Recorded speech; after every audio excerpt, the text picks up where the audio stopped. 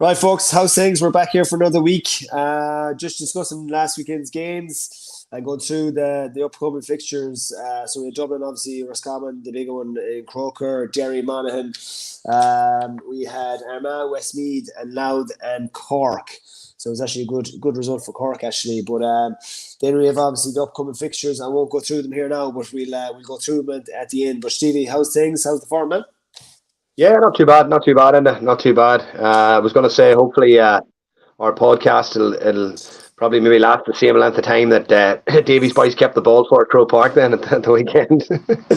I tell you what, I was actually talking to a Dub today now, and they're at the hurling game as well, but they left the football at halftime because they're that disgusted. You see, it's a tricky one, Enda, right? But I have a sort of a theory on it, like these things are obviously done intentionally, right? And there's a number of, for me, there's a number of things. Like when you're minding possession of the ball, there's three things for me. One, you're managing the game, right? So Roscommon are managing that moment where it's 5 minutes before half time. That they're clutch moments. They're moments where major things can happen. So instead of being 4 points up at half time, Roscommon could very, very perceivably be all square if they make a mistake and Dublin hit the net. And all your good work that you've put in the first half, all your really, really hard work to get in front of Dublin and control the game, because ultimately, Enda, what you want to be doing is you want to be facing the game, not chasing the game. You want to be in control of games, right? And particularly if you're the underdog. And regardless of where Roscommon finished in the league, Roscommon were going in on Sunday with a lot of mental scar tissue from previous defeats, a lot of huge mental scar tissue. If you think back to like 14, 18, 22 point defeats that Roscommon have taken off Dublin in National League and Championship matches. Yeah. So we went in with a game plan of, right, we manage the game. When we have the ball, the opposition can't hurt us. And that's the reality. When you're in possession of the ball, the opposition can't hurt you. And the third thing is, if you look at Gaelic football now, over 65% of scores in Gaelic football come from turnovers. So what does a team want to do? A team wants to limit the amount of turnovers that they're making in games. And if you're keeping possession of the ball and you're tidy in possession and you're keeping it for long bouts of slow play, you're limiting your turnovers. You're not playing the game like a basketball game, right? But when the game turns into a basketball game, that's when you're most vulnerable to a goal or whatever, right? But for me, and I have no issue with what Roscommon done on Sunday. No issue whatsoever. I think a major part of their progression this year has been Conor Carroll in nets. I think he's been a huge addition. He's actually a nephew of Brian Carroll, the county chairman. Conor is actually a Galway native. He's actually from the Oranmore Club in Galway. Played a bit of underage football for Galway as well. But he played in the successful Roscommon team that beat down in an All-Ireland under-20 semi-final 2 years ago. He's been a major addition from them because he obviously gives them a great outlet and out the field. He's comfortable coming out the field. Colm Lavin, their second choice keeper, is a wonderful personality, great guy to have about the place as well. Colm will obviously be disappointed that he's not playing, but at the same time, it's his experience will obviously help Conor's development as well, because Colm's that sort of a guy and will help him bring him on. But the additions that Davies had from the under-20s, Ben O'Carr has been absolutely sensational for them as well. Big Keith Doyle around the middle. Richie Hughes is playing well. Kieran Lennon, a very, very quiet lad. Kieran's a very, very quiet lad, and Davey seems to be getting a lot out of him. He kicked the first 2 points from play on Sunday against Dublin. Really athletic. Roscommon have always had good athletic stuff footballers, Andy, and even holding back the likes of Cox. Like Conor is a forward who's probably, he's a very individual, and he plays very individualistically. Okay, so he can be a great impact to come in late in the game, rather than stick to a game plan. Because shoot on sight. This is the thing, though. If you have that personality in your team, and there's nothing wrong with that sort of personality, but if you're going into a game with your game plan and we need to keep the ball, we need to play this game in our terms. You can't have someone making a mad decision in the heat of the moment and deciding to take on a score from 45, 50 yards when it's not on. But then let's call a spade, right? When Dublin were in their prime, their whole mantra and their whole theory was, if we keep the ball for longer than 60 seconds, the chances of the opposition making a foul or an opening happening is obviously going to become greater. The percentages are going to increase greater, that we're going to find a way to break down this opposition, because obviously the longer you hold the ball for, then someone's going to either commit a foul, or a gap's going to open up, or someone's going to drive or punch a hole, or kick a point, and that's ultimately what Roscommon were doing on Sunday, and I don't think you can blame them for that, big man. No, I'm not blaming them, but I'm more so going to focus here on Dublin. Are Dublin are they more conservative over under Jesse here? Like, it was obviously. Go on. I think Jason Sherlock has been a major loss for Dublin. Okay, I think Jason Sherlock as a coach is a very, very astute coach. He's a very, very knowledgeable coach. He was an extremely gifted footballer. You could see the way he played the game in a very creative manner as well, and excitement and flair about his game. He is a very, very, I know obviously from that Dublin team of 17, 18, from watching them very, very closely, very intensely. I was obsessed with them nearly from a coaching perspective. Jim Gavin and Jason Sherlock had struck up a great partnership. And I think the level of coaching, not criticising any of the coaches that are there now, but I don't think they're at the same level from a coaching perspective. I can see from a coaching perspective that they don't seem to be at the same level. And now that could be a player thing as well. It could be the fact that the players, this current crop of players, maybe aren't of the same caliber as the 2017, 2018 crop. But you're still looking at the likes of Mick Fitz, Cluxton, Fenton, McCarthy, Conn, Kilkenny. They're still there. The core of that group is still there, boss. So you can't really say that. But for me, from a coaching perspective, I think what would have happened there, Enda, it would have been the whole way through the National League. Roscommon played a very possession-based orientated game, right? Yeah. They wore Tyrone down with a lot of possession. Niall Daly picked up a lot of loose ball. He had a high percentage of possession counts in that league game. They did the same against Armagh, and both teams were dropping off them, and maybe trying to invite Roscommon onto them. And Roscommon played that game, so it's not Dublin would have expected Roscommon to have produced a period of this, right? But I think in play, Dublin were one of the most intelligent teams at working the opposition out. So in 2018, I remember playing golf with Niall Morgan a few years ago, and Niall said to me, they had 2 or 3 kickouts going into the final in 2018, right? And he said, a couple of kickouts, getting away with it really quick. Another kickout was to hit Colin Kavanagh. Another kickout was to try and hit an overload, whatever it was. He said within 12 minutes, Dublin had worked out on the field what Tyrone were going to do. Within 12 minutes. They had more or less decoded the Tyrone strategy, and it said, we know what you're doing. And he said, I was just faced then with a sea of fucking blue, the 3 banks of 4, the swarm press. But I think in play, if Roscommon had done that to that Dublin team, Cluxton would have come out and marked the full forward. The fullback would have pushed on, and they would have squeezed right up on the Conor Carroll, and the pressure would have created panic, and they would have turned Roscommon over and possibly walked one into the net. And that's the reality. But that's what I'm saying, Stevie. As in, why? Like, never have I seen a Dublin team let a team like that dictate matters the way they did. Now, Roscommon played the same way against Mayo, and we were pulling our hair out in the first half. I think Roscommon were against Mayo were with the breeze. Roscommon were against it.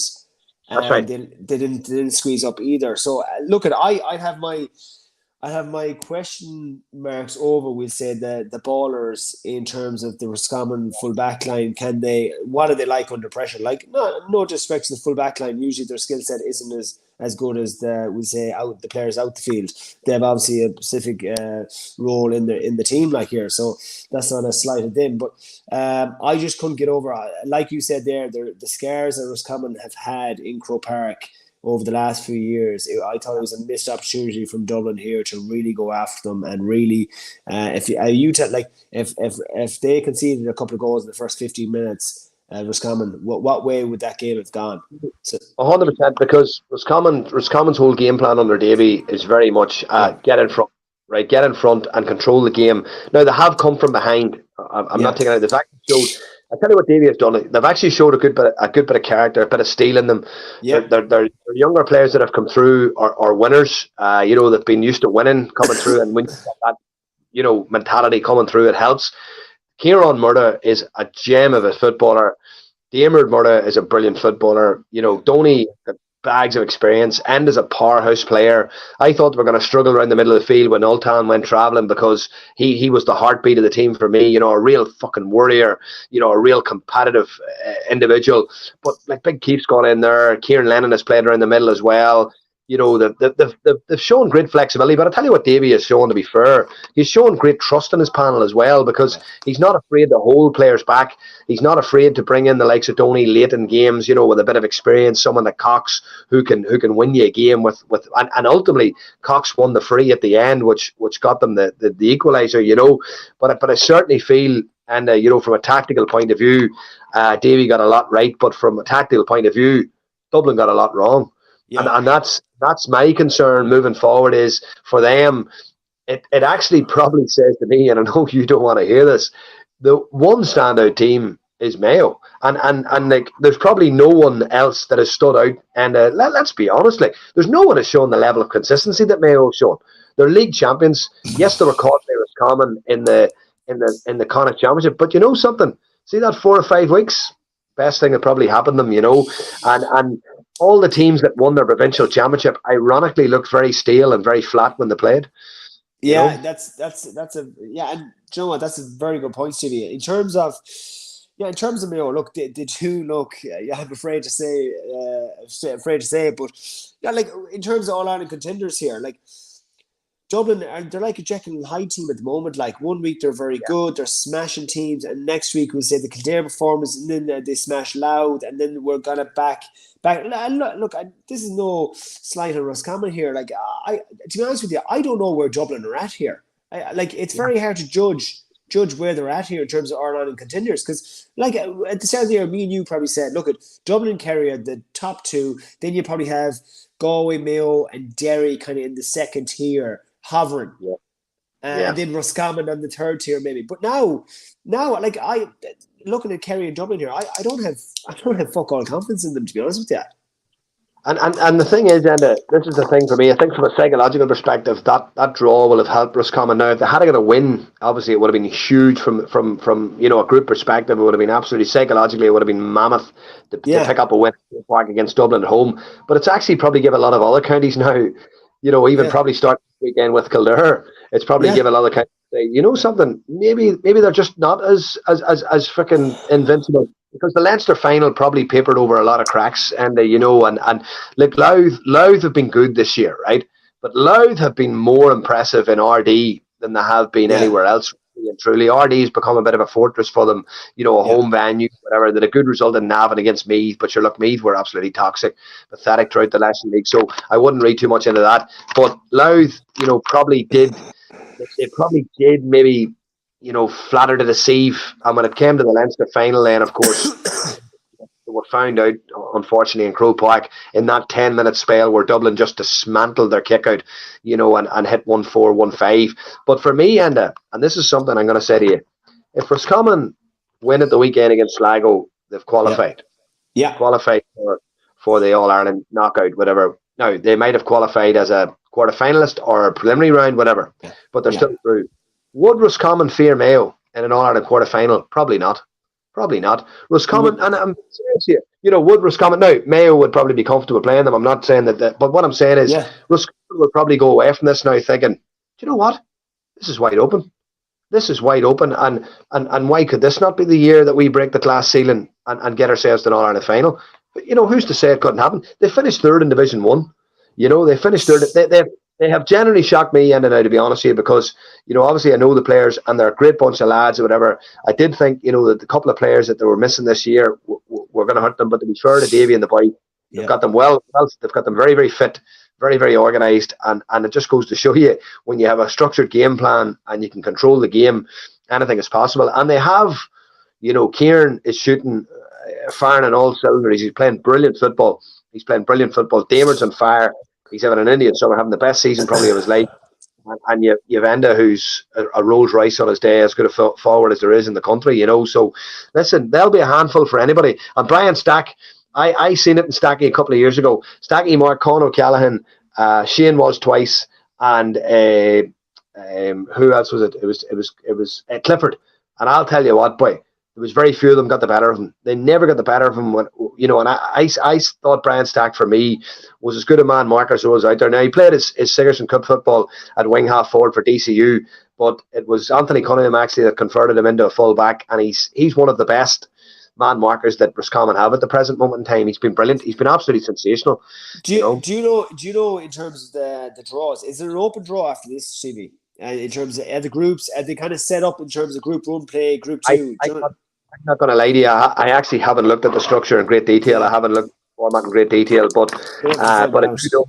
do know that the group winner gets a home advantage quarter final, which is a decent incentive. If you've got Right. a home quarter final, if you have a home quarter final for Mayo to have a home quarter final, in Castlebar, obviously it's going to have a huge advantage. Kerry down in Killarney, well, they're probably not going to win the group now after being beaten. But most teams now will be hunting that home advantage. I would say the likes of Derry are raging because of the result of the weekend. I would say that they feel they threw that game away, to get themselves into a winning position. Now, they chased the game for a long time, but to get themselves into a winning position and throw it away. And I know there was a clip at the end or whatever, someone had got on social media and sort of showed Shane McGuigan telling the wee lad to go away. But just before that, you can actually see Shane McGuigan muttering under his breath, "Fuck me, like we threw that away," sort of thing, And Yeah. when a player, just the final whistle goes, like, and a young lad comes over, "Give me your gloves, give me your top," you're like, "Go away," but it showed you how much McGuigan was disappointed, because I'm sure he's not that sort of a guy, and it showed you how much he was disappointed that they threw that point away, because for Derry to have home advantage, like, you imagine having to travel the length of the country and to go to Celtic Park for a quarter final. It's some advantage for Derry, some advantage, Oh, like. well, getting on that, getting onto that game, Stevie. We say, I felt Derry showed good. Like, they're 3 points down after 62 minutes. I think Shane kicked a vital score. Ethan Doherty kicked a vital score as well. Come the last 10 minutes. Overall, we're again to play. We had this not argument, but we were saying, the two of us, obviously, to play the same team in the space of 4 weeks is always going to be difficult. Derry probably found that. I thought it was interesting. Go on, sorry. Sorry, no, go on there, shout there, talk away. No, I was going to say, obviously, where do you think Derry are at here? In terms of, I look at it in terms of Monaghan. I feel that they're turned over, they're transitioned the kind of old team out. McManus didn't start a game in the championship game in 15 years. That's the first time he didn't start. The uses are gone. Jack McCarron didn't feature, so they have experienced heads come off the bench here. So I feel like, in fairness, Vinnie Corey has done a decent job with them, in terms of that was a tough job coming into here now. At the start of the league was difficult. They were getting hammered by Kerry down in Killarney, I remember. And he seemed to, in fairness, he seems to transition any team is tough. And I feel he's done a decent job there. But obviously Derry, they have their obviously Ulster champions again. They're trying to bridge that gap here now. So it's interesting where they're at the moment in terms of the transition from Rory Gallagher, obviously gone. That's going to be a big kind of obstacle to overcome. Obviously, if you're losing your manager midway through the season, it's going to affect things. I still don't think they have the forward unit to really bridge that top two. I don't know how you feel about that. Yeah, no, look, for me, there was a couple of things of the game stood out for me, and obviously the way Monaghan set up was very interesting. They mirror imaged, obviously, Derry. They were playing a very high percentage possession game. They were scrambling hard and getting and playing a very deep line defensive block. Which was obviously asking a lot of questions of players. They were marking very, very zonally as well.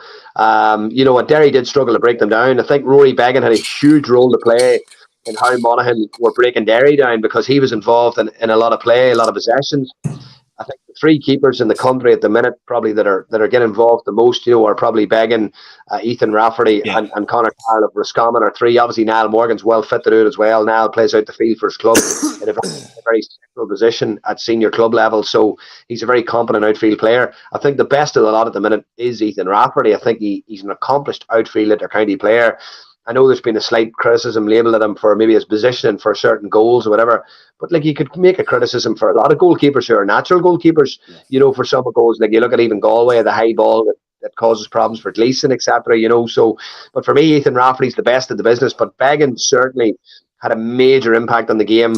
The frees that he kicked were sensational. There was one in particular that was doing the rounds on social media from behind in the terrace, where he glides the ball, he nearly just stabs the ball, with that sort of low trajectory that just sails up. It's nearly like a lovely wee golf club I play with a golf club. You're playing into the wind. It's that wee sort of, low stinger shot that just rises into the breeze. And it was a beautiful strike of the ball. And, for me, and, he had a pivotal role to play in that game plan. But hats off to Vinny.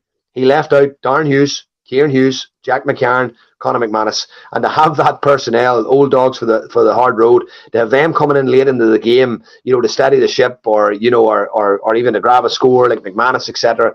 I think it's huge, and it shows you the level of transition that Monaghan are in. I think their two wing backs have been absolutely outstanding. I think Carl O'Connell was absolutely magnificent. Dinger, man, he's a dinger. He's a dinger.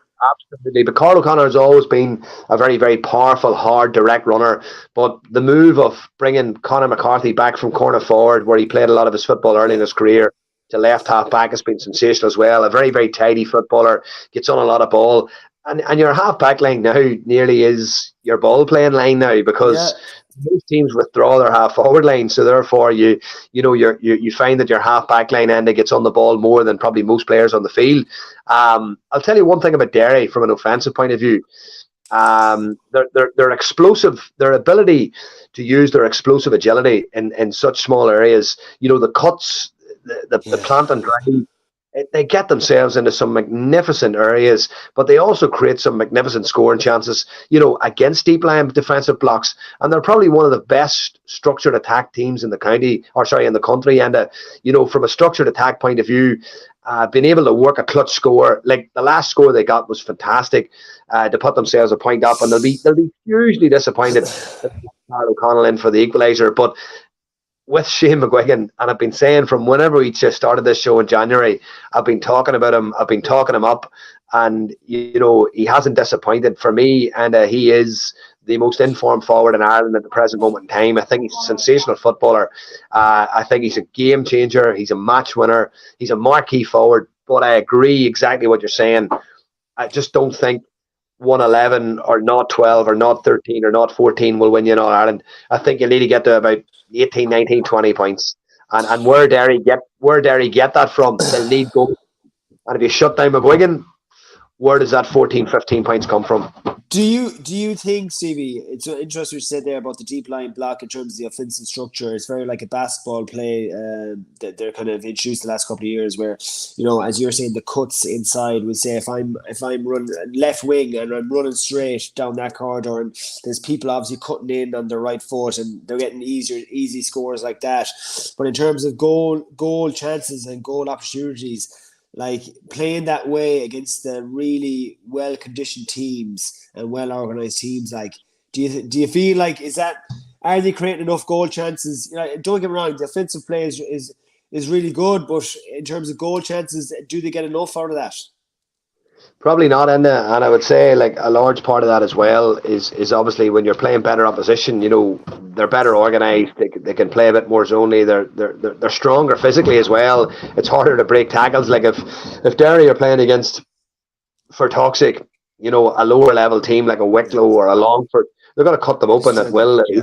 But if they're playing against, a Kerry or a Mayo or even Roscommon, who are really well organised, and one thing as well, I think, and it's probably worth noting, I think one of the biggest advantages that Derry got in Division 2 was their physical conditioning. Now, every dog in the street knew the training Derry were doing, when teams probably maybe weren't, meant to be training. Like, they were training hard, and everyone would tell you, listen, look, every dog in the street knew it. And look, every county was doing something, of some capacity, but they were training hard and they were training smaller pods and stuff like that. And listen, look, they made a lot of gains, in my opinion. They definitely made a lot of gains in around about 2019, in around about 2020, 2021. Okay. Physically, their physical conditioning in Division 2, was on a level above anything else, and I think that's where Dublin had a massive advantage over a lot of teams. I said this a couple of years ago when I did an article for the All-Ireland semi-final programme. One of the biggest differences I noticed from coaching with smaller counties against bigger counties was the level of gap between the physical condition, because then it's a 10-year process. It's an 8 to 10-year process that starts at development squad level. Like, I remember at Roscommon, speaking to Brian Carroll, the chairman at the time, and talking about what they're looking for to, at Roscommon from a longevity point of view. They need, a conveyor belt of under 20s and minors coming through who are, one, technically good, 2 physically ready, and 3 have the psychological capabilities to step up and play senior football, because Kerry, Dublin, etc., will keep churning them out.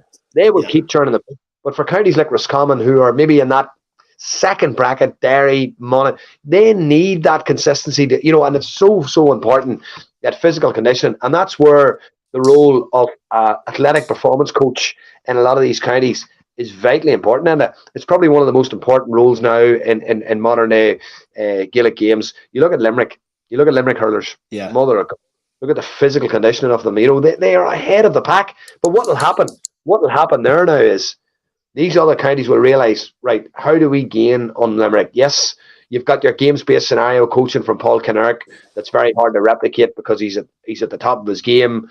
He understands, the whole theory around games-based thinking and etc. But they can certainly make gains in a physical department.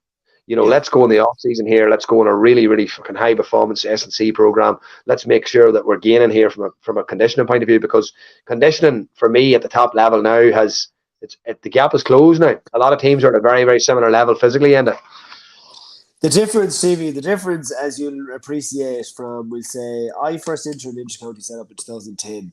I'm not messing when I say the S&C was literally thrown together. You were given a program.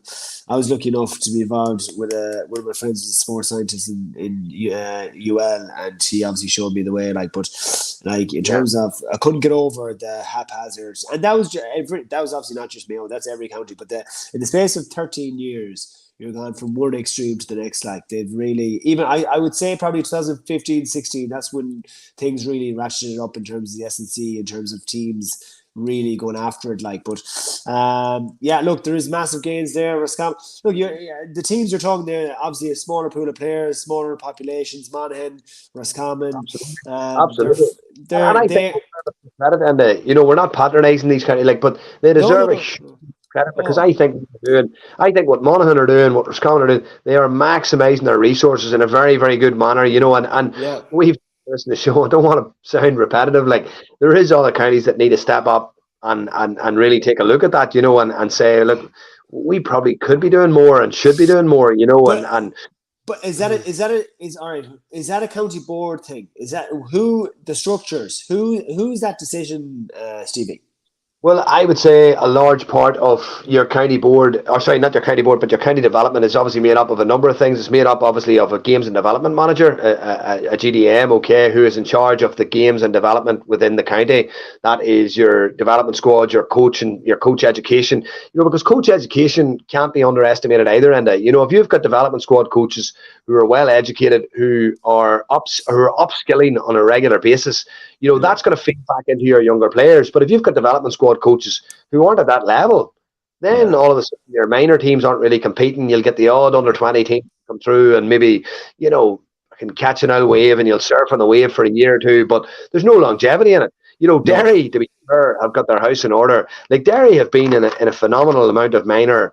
Derry won the minor championship here in Ulster, right, a few weeks back. They beat Monaghan and penalties last weekend. I think that's 8 or 9 Ulster titles in the last 12 years or something from Derry, and their school structure as well. The likes of St. Pat's Mahara, St. Mary's Mahara. These schools are flying. These schools now have S&C coaches in them. These schools now have full-time members of staff, PE staff, whose sole responsibility nearly is the development and promotion of Gaelic games within the school. That's how serious they are taking their Gaelic football at schools level. And that's the whole thing. And there's probably what I would call nearly a whole pathway to senior football for a young person. It is, for example, your schools, your clubs, development. And the 3 are obviously hugely important for the development of any young player. Development. And this is the argument where we talk about the go games and the competitive nature and some of the shite you listen to over the last few weeks. So, it's the parents, it's the coaches. I think people are missing the point. The whole emphasis is not about winning. It's about development. And that is the whole key thing. It's about development. And development should be at the forefront and should be at the front of every single age group right up until minor level. Development. What are you trying to do in a club from under 12 to under 16? Develop and grow your players so that they're playing senior football for their club. What are you trying to do in a county? At a development squad level, develop and grow your players. You know, and that is the key thing for me, and that is a massive, massive thing that is being lost in all this over the last few weeks, is that development should be at the forefront of everything, you know. Ego, Stevie. Ego comes into it though, man. Human nature. You know yourself. Underage coaches and parents on the sidelines. The emotions take over, and they just can't help themselves. I see it in school, Enda, right? And this is the problem. Coaches and parents can't be trusted. I wrote an article a couple of years ago, right, and I called it "The Power of the Parents." And what it was about was I was playing. Right, I was playing. It was an over 35s tournament for a lovely lad that passed away with cancer. A good friend of my family's, actually, a fella called Morris Fern. Morris was a Ballyholland club man, and Morris was an iconic guy around the place. A really a top fella. He would have drove a scooter. His fashion, he'd have way ahead of the fashion times and stuff. But we ran at what was called the Mo Fern Memorial Tournament up in Ballyholland. It was for over 35 players. And what amazed me at the day was the enjoyment that we got, the fun that we got, the crack that we got. There was nobody on the sideline roaring and shouting. It was your children that were watching you. Your children were watching you and cheering and laughing and joking. Your wives, your girlfriends, they were watching as well. There was nobody trying to coach you. There was nobody trying to shout at you. There was nobody, and it was crack, and it was banter, and it was fun, and everybody went home, and there was a few pints. But you've been put out to pasture. That's the difference, Stevie. There's no you're gone. You're gone. There's no potential in you, lads. This is the thing I'm going to say to you. So a couple of weeks ago, I went to watch one of the wee tournaments that was on a Mayo Bridge, and it was the Gaelic for mothers and others, right? And they all met up and they all warmed up together. They had music, they had a bit of fun. They all played the game. There was great crack, there was great camaraderie, right? And they enjoyed it, right? The following week, I'll not name you what club, I happened to be out watching the child playing an under-14 match, but there was an under-9 blitz on. And the intensity and the aggression and the scuffles along the line, the roaring and shouting, it was on a scale that I had never witnessed before. And I was actually standing going, mother of God, this is astonishingly. And I think people forget that. Like you look at Spain, right? There's no competitive football, full side, 11-a-side competitive football for nearly 15. They're the most technically gifted footballers in the planet, right? England are playing 11-a-side games at under 10, under 11, and there's parents getting stabbed on the sidelines. That's the truth. There was a parent stabbed in Leicester a number of years ago on the sidelines, stabbed to death at an under 10 game. And this is the problem we have. You know, you cannot trust parents and coaches. That's the bottom line, you know. And like a young lad's coming to school to me and saying, I'm not allowed to play for the school today because my club coach said to rest. And I'm going, what?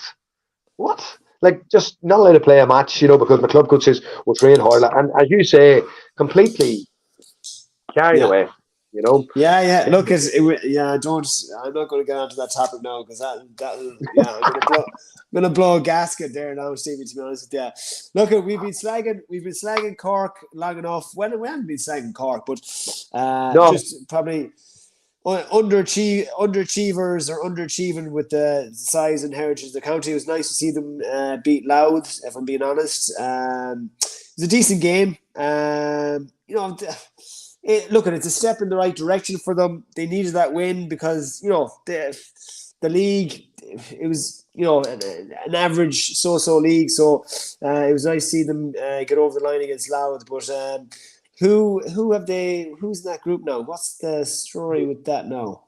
Who's in Cork's group? Can you? So Cork play Kerry this weekend. Cork and Kerry, yes, correct. Cork play, and Louth play Mayo. Now you would expect Mayo to put Louth to the sword, and you would expect Kerry to put to the sword.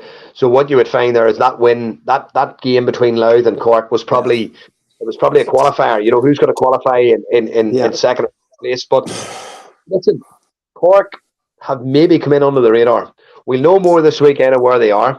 They've had a lot of time, obviously, to maybe sit and stew and think about things. You know, for me, obviously, the defeat in the Munster Championship to Clare was a hugely significant blow to them. Yeah. My worry is that you look at the results that maybe Clare have had since against Kerry and against Donegal, and you sort of think to yourself, Cork would need to have dramatically improved from semi-final defeat, you know, to obviously compete against Kerry this weekend, who will be coming in under no illusions with a wounded animal, you know, a dangerously wounded animal, baying for blood this weekend. unquestionably against Cork, and no better motivation for a Kerry man than a red jersey, you know. So, but look, to be fair, and Cork, we've chatted about Cork on the show in the past. Like, you know, they've some wonderful footballers. They've some really, really powerful direct runners up front. You know, like they have to, even with the addition of Kevin Walsh this year from a coaching perspective, like I was hugely impressed with the job Kevin Walsh done with Galway. And surely to God that they'll make themselves competitive, you know, in these next two games against Kerry and Mayo. And we'll know on Sunday exactly where Cork are at after this test, because this will be I'm gonna put my neck out here now. I think that Cork Kerry game is going to be a closer game than that. I still think Kerry will come through, but I think it's going to be a 3-4 point game. I'm really. I think Sean Meehan will go on to Clifford. He's marked him very well in the past. He's he's a fucking brilliant. You're on about Iran, the man mark. Who are you on about man marking earlier on? I think Meehan is he's one of the best man markers in the game. Brian Stackwood Roscommon, sorry. They're playing Sean Poacher out as a third midfielder. It'll be a dynamic wee player. He played in that sort of floating role before. He's played back as an area. He's played at 2, he's played at 4, you know, and Poacher was a loss for them a few years ago. They were going well. I think was it the year they beat Kerry with the last minute goal, and Poacher was injured. You know, he's a massive loss to them. Listen, Poacher's a good player, a really good player, real powerful runner. Yeah, look, Matty Taylor is a decent wing back. Ian Maguire is a good midfielder. Like Brian Hurley still kicking scores up front. Stephen Sherlock's come off the bench. Like, look, I'm talking Cork up here a small bit, but I'm just, this is more so in Kerry. What I'm feeling with Kerry this year than it is more so about Kerry than it is about Cork, to be honest with you. I'm really not convinced with Kerry. So one area of the field that maybe Cork could, you know, cause them problems, as you mentioned, like Ian Maguire. Again, Ian's a sensational midfielder, like, and a brilliant footballer. Could be round the middle. You know, if they force Kerry to go long and they put a press on, because Cork had the athleticism and the strength and the size, and it could be an opportunity for Cork to maybe make a bit of gains. And the bottom line is, if you're winning your own kick out and you're disrupting the opposition's, you know, you're giving yourself a decent platform to try and win the game from, you know. Yeah, no, it'll be interesting. The Armagh Westmeath game. I watched that. I was very impressed with Westmeath. Go on, sorry, yeah. I was very impressed with Westmeath, I have to say. It was like some of the scorers. Luke Loughlin scored an absolute, I don't know what you see, an absolute outrageous, nearly from the sideline. Ronan O'Toole, the centre forward from the goal he got. Scored a couple of dingers as well. Some really good players, man, aren't they? Oh, listen, Westmeath have consistently over the last number of years, again, another county, I feel, who are competing in hurling and football. A smaller county, you know, competing in football and hurling and competing really well. Now, I just think under Jack Cooney, to be fair, and I'm going to be honest with you, you know, I feel they were better organised. I feel that a wee bit more about them from a tactical point of view. Did I hear today, is Jason Sherlock doing a bit of work with them? I'm not sure. I think I've seen or heard something today about that. I don't know how true that is. It could possibly be that Desi Dolan has realised, look, you know, it's first stint in inter-county management. You know, it's important you surround yourself with as much experience as you can. You know, James Dolan, the wing back, is a phenomenal footballer. James is always he was nearly a man that you would nearly be tagging as a matchup, you know, when you were playing Westmeath. Obviously, Heslin is a Rolls Royce of a forward. He missed a very, very easy free, which I was shocked about when they played down in the National League. And that actually probably cost them promotion that night, because a point in Newry that night would have actually kept them in the promotion race, you know, and they ultimately missed out by just a point or two in the end. But you know, Luke Loughlin's always been a very good footballer. He's been a streaky footballer. When Luke's in form and he's striking points and he's in good form, he's a dangerous individual. You know, a decent season for his club this year as well. The Downs, but for me, Armagh will probably be massively relieved. And the spell in the game early where they could have blew Westmeath away, they missed 1-3, 1-4, 2-4 possibly, and not just give Westmeath then a bit of confidence, you know, in the game. The lucky break they got for Turbott's goal as well, you know, a huge break in the game for them, because I don't think Enda they would have won the game, and significantly it would have put Armagh under huge pressure going to Oma on Saturday night. But I'll tell you what, if there's one game you want to see on Saturday, it'll be that one, because there is no love lost there. No love lost there. That I would say that's probably rivalry wise. Steve, is that the biggest rivalry in Ulster? Like Armagh and Tyrone hate each other. Yeah, Tyrone Derry don't despise each other. You know, look, yeah, Tyrone Armagh probably stems back to the noughties. It's probably still quite fresh. It's quite relatively fresh, and you know, it's probably been the most recent of what you would call, you know, with a longevity and rivalry. You know, it's been the most recent, probably gone back to the noughties and that. And there is obviously the historic occasion of, you know, the first ever All Ulster All Ireland final was in 2003 between the two counties. You know, and I was actually at all those occasions, and there were wonderful occasions, like hugely intense battles, like, and you know, brilliant spectacles as well. But for me, and I think Saturday night, I think the winner of Saturday night is in a hugely powerful position, because if Tyrone beat Armagh, they'll beat Westmeath, you know, and that will put Tyrone through on 4 points. It'll put Armagh under serious pressure to go to Salt Hill on the last day, they'll play actually Galway at a neutral venue, because there's one home, one away, one neutral. So they'll go to Galway, they'll play Galway, and it'll be huge pressure on them to beat Galway to qualify. So for me, Saturday night is a huge game for both counties. A huge game for both counties. Put your head on the block here. Who are you calling? Tyrone or Armagh? In Oma, I think there's going to be another little kick in Tyrone, and I think Tyrone will edge it. Yeah, I do too. Westmeath, Galway. Westmeath at home. Galway will do enough. Galway will certainly do enough. Obviously, Westmeath will be spirited, but I can only see one winner there, and I think Galway will do enough. Galway will see this as a great opportunity, and to top the group, you know, and obviously put themselves in an All-Ireland quarter-final in Salt Hill will be a huge advantage. Advantage. They're fucking, I'm not dark horses. I keep saying dark horses, not dark horses, but the media don't really talk about Galway too much. There's not a lot of talk about them. No, there's not. And the fucking team they have, and the squad they have, like the coaches they have. They've been there last year, and they know how close they were. They were a referee decision away from winning All Ireland, in my opinion. Yeah, big time. It's just why? What's your opinion? Just quickly, why do you think that is? Like, the media just don't. Is it just maybe the fact they lost the league final to Mayo, then they went on and won Connacht, you know. So now, to be fair, in the game against Sligo, as impressive as they were very poor in the second half against Sligo. Very poor, you know, in the second half of that game. But then again, the game was sort of won anyway in the first half, so it's very, very hard to judge. They weren't magnificent against Tyrone either. But then again, you know, these groups, you know, it's probably just about getting through the group and hard to know, isn't it? Yeah, yourself for a knockout in an All-Ireland quarter-final, you know. Kildare, Dublin, Nolan Park. Will that be a factor at all? I think it'll give Kildare a better opportunity, absolutely, you know. But I think Dublin maybe will have learnt more from last weekend than Kildare will have done in 2 weeks against Sligo, you know. Hugely disappointing result for Kildare down in Sligo, Enda. Hugely disappointing result. They would have targeted that game as a game they should have won. But what will be interesting now is everyone will probably expect Dublin to beat Kildare and Sligo, and everyone will probably expect Roscommon to beat Kildare and Sligo.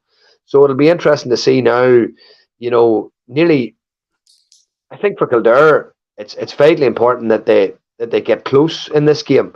Because if they don't get close in this game, and Dublin were to get a run on them, and say Dublin were to put them away by 8 or 9 points, it could leave Kildare in a very precarious situation to qualify, you know. But I do feel the game will be close. I think what you said is absolutely correct. It's impossible to know where Dublin are at. Impossible to know where they're at, because their form's been so flaky and so unpredictable. I'm going to say a draw game for the crack. Well, there's been a lot of draws. We were chatting about this yesterday. There's been a lot of draws. There's been a lot of draws in both football and hurling. Yeah, Cork and Kerry, Porky Queeve. We discussed this. You think are you going saying Kerry are going to beat them out the gate here? I just think Kerry will be reeling after that last performance. Reeling, like, you know. I really do. I just feel there'll be Oh, it'll be circle the wagon job and no one rich you, and there'll be a lot of table bashing over the next few weeks. But I would say Kerry by 5 or 6, in my opinion. Right, I'm gonna say Kerry by maybe 3 or 4. Yeah, yeah. Fuck it, John. I just don't know. I just don't know what Kerry and Dublin know this year. We go on to where is he gone? You're there. Mayo Loud in Castlebar. We'll finish off the All-Ireland series first for the Tailteann Cup. Yeah, look, after Louth, after the disappointment of last week, like, it'd be very, very hard realistically for Louth to lift that. I think they would have put a lot of eggs into that basket, Enda, Yeah. and there would have been a huge effort to get over the line against Cork. I just feel, that Louth had a huge opportunity, in my opinion, maybe possibly of winning a Tailteann Cup and picking up some silverware, but Yeah. I just don't even think they're going to win a game, to be honest. Unfortunately. Yeah, I'd say Mayo by 5 or 6. Absolutely, maybe more. Maybe more. Monaghan Clare at home in Clones. Yeah, Monaghan, listen, that's a huge result for Monaghan last week. And again, they will look at this group and they'll think, if we can beat Clare, showdown with Donegal in the last day at a neutral venue, possibility of topping the group and bringing someone at Clones. Jesus, I'll tell you, if they get someone at Clones in an All-Ireland quarter-final, like, some advantage, and I'll tell you, some fortress down there as well.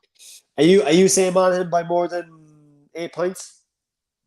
I would say Clare will be extremely disappointed with the result against Donegal. I think Clare would have put a lot of eggs into that basket as well, and there'd have been a huge. The thing about this is there's a huge emphasis on that first game. Beat Donegal, have a massive chance. They're probably looking at the other 2 games thinking it's going to be tough.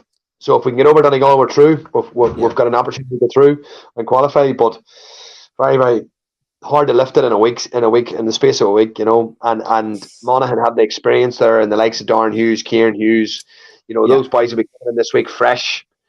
Possibly I would say you'll probably see McManus starting this week. So yeah, I would say Clare will be well organised. Mark Dorn and Colin Connells will have them well organised. Mark's a very good coach. Colin's a wily old fox, but probably just maximising their resources. And again, another county for me who could win the Tailteann Cup, who could easily win the Tailteann Cup, pick up a bit of silverware, but I don't know. So Roscommon and Sligo.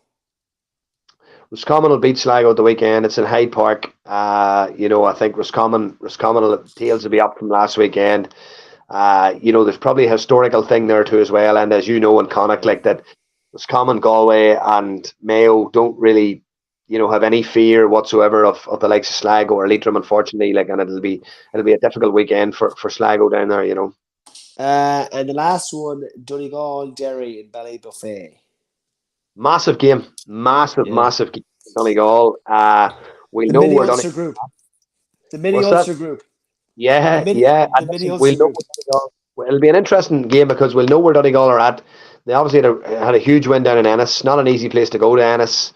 A lot of pressure. There was a lot of pressure in Donegal. An awful lot of baggage has been carried about with that group. In the public domain, and there's been a lot of unfair stuff, probably labelled at lads, and a lot of ex-coaches and ex-managers coming out and having their say, and that heaps a lot of pressure onto a camp. So it'll be interesting to see if they've managed to circle the wagon since then, get a bit of work done conditionally, because they probably did look like a team that maybe just didn't have enough work done, and that was nothing to do with the personnel who are managing the group. It's just the fact they came in so late, and probably most counties are 2 to 3 months advantage on them. You want to say Derry by 3 or 4? So I think Derry get it tough this weekend, particularly after such a hard battle last weekend. Donegal have had the extra week's rest, and this is another thing as well this weekend.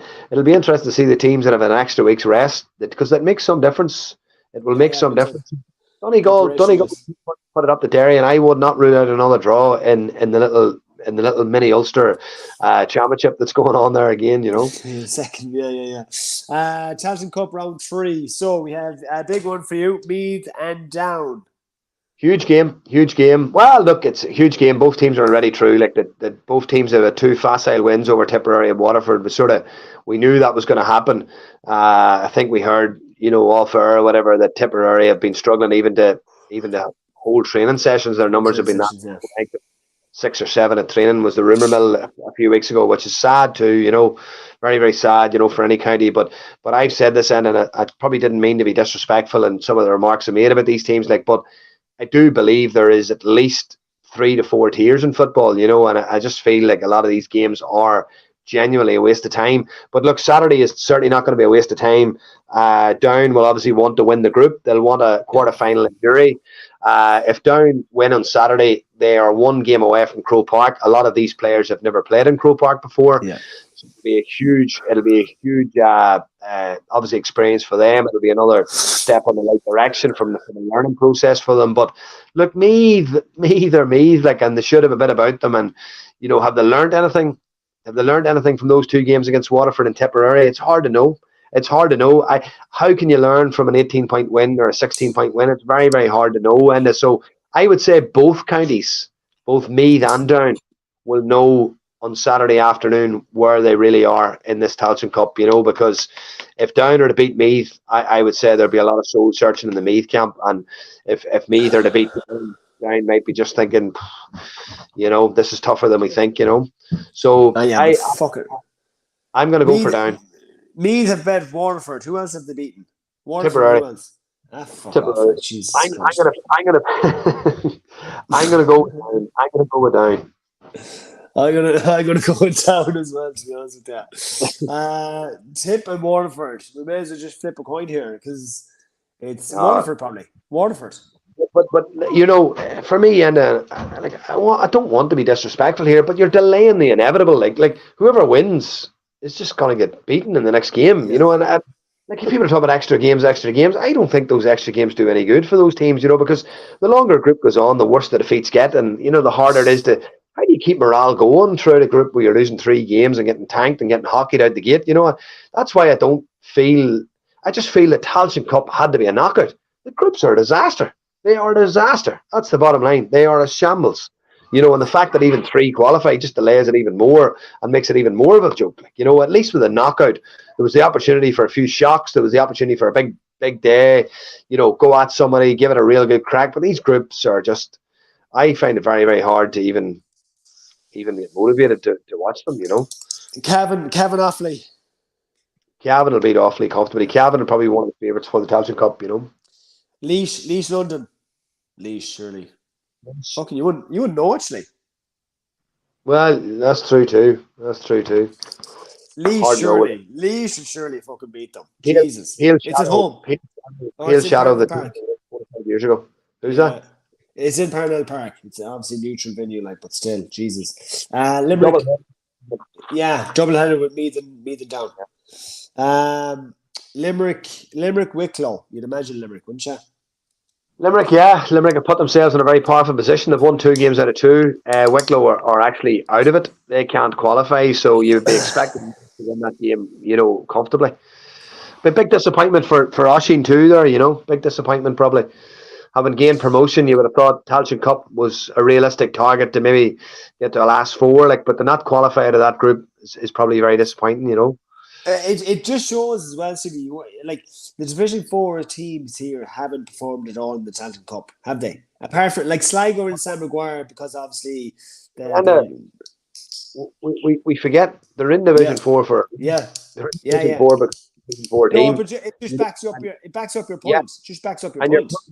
You're putting in Division 2 teams into a group with them. It's pointless. Fermanagh Antrim, that'll be a close one. That would be a good game. It's the group decider, I think. It's the group decider. Both counties. Yeah, Down and Meath and Fermanagh. Down, Meath and Fermanagh Antrim are the 2 group deciders. Fermanagh obviously had a draw against Wexford in the first game, but they won the second game comfortably. Antrim won 2 from 2, so a win will put and Antrim in 4, and Fermanagh would top the group. So I would say both Down and Meath and Fermanagh Antrim are the 2 games to watch out for this weekend. Whoever wins tops the group and gets a home venue for the quarter-final. And Fermanagh in Brewster Park and Antrim in Corrigan Park in a quarter-final. Nobody will want to go there. So both teams will be very, very keen to get home advantage, Lastly, Longford Carlow. Yeah, look, Longford obviously sort of they've had a decent result there against it